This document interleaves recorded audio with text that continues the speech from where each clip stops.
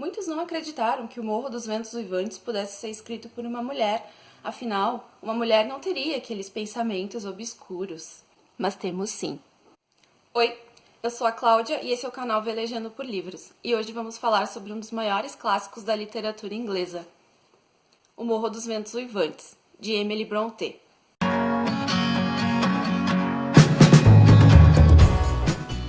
O Morro dos Ventos Uivantes foi o único romance escrito por Emily Brontë, que nasceu em 1818 no Reino Unido.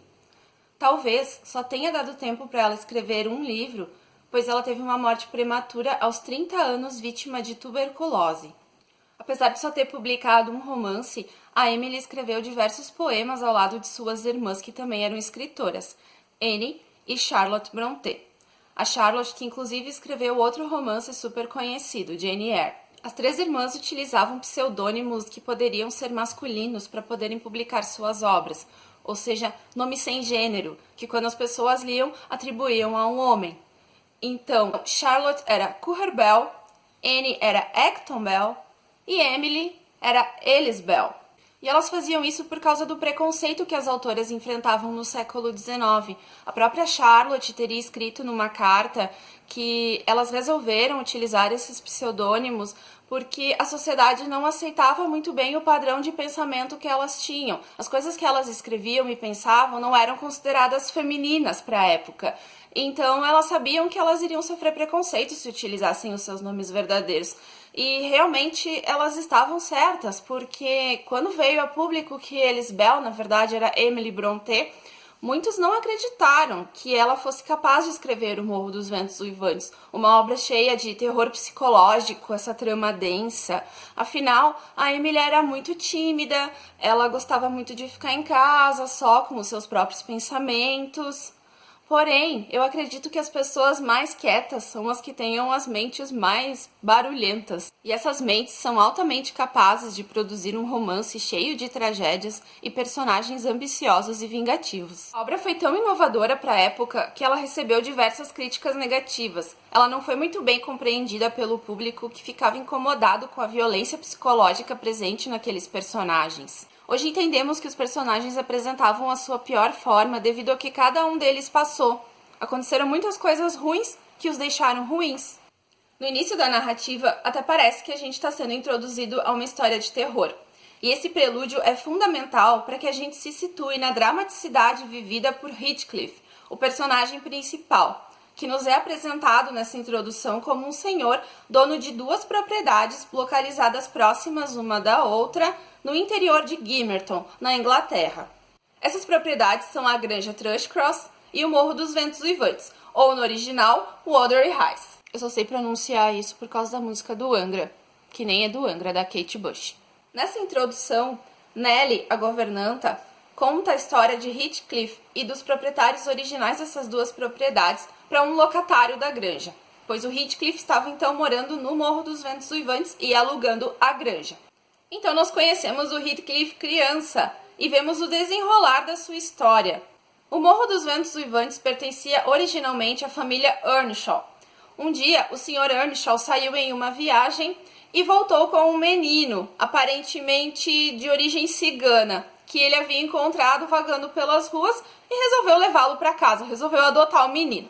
Como o menino não fala o seu nome, o Sr. Earnshaw resolveu chamá-lo Heathcliff. Heathcliff cresceu no Morro dos Ventos Uivantes com os dois filhos do Sr. Earnshaw, que tinham mais ou menos a sua idade.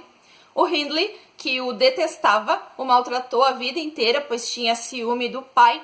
E a Catherine, que, ao contrário do seu irmão, sempre demonstrou muita afeição com o garoto. Então eles cresceram muito unidos e disso se desenvolveu um amor mútuo. Os anos passam e quando o Sr. Earnshaw morre, quem assume a propriedade é seu filho Hindley, que odiava o Heathcliff e passa a tratá-lo como um empregado e humilhá-lo cada vez mais, o que contribui para moldar o caráter vingativo de Heathcliff. Nessa época, Heathcliff e Catherine, já adultos, já têm consciência daquele amor que eles sentem um pelo outro, que sim, é muito forte. Porém, a Catherine se mostra uma pessoa muito ambiciosa e ela acaba preferindo Edgar Linton, um homem muito rico e fino, filho do dono da Granja Thrushcross. Esse fato é decisivo para tornar a alma de Heathcliff sombria e para fazê-lo ficar cada vez mais vingativo, passando de personagem injustiçado a vilão, principalmente durante a segunda parte da narrativa, que é protagonizada pela próxima geração, pelos seus filhos. O interessante é que esse livro tá cheio de personagens detestáveis, a maioria deles. Eles são mimados ou são ruins por natureza, ou sofreram e ficaram ruins.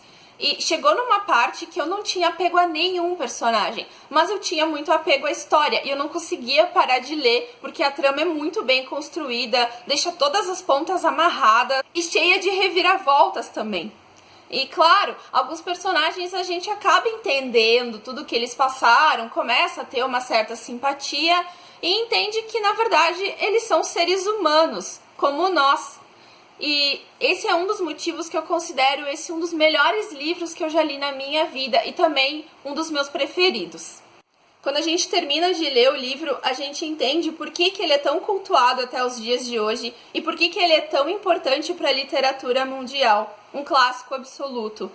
E não tem como deixar de pensar, se a Emily não tivesse partido tão cedo desse plano, o que mais que ela poderia ter escrito? Será que algum livro que ela viria a escrever chegaria aos pés do Morro dos Ventos Uivantes? Não tem como saber, né? Ainda bem que ela nos deixou essa trágica história de amor amaldiçoado. Essa edição que eu tenho é uma edição bilíngue. A gente tem a narrativa em inglês aqui no cantinho, bem pequenininho. Eu pretendia ler em inglês um dia, mas até hoje eu não fiz isso. Provavelmente eu não vou ler porque, não, eu sou preguiçosa. Então é isso. Se você gostou desse vídeo, deixe seu like, se inscreva no canal e não esquece de ativar o sininho. Todas as quintas-feiras a gente tem vídeos novos. E me siga também no Instagram, @velejandopor livros. Obrigada por assistirem até aqui e tchau!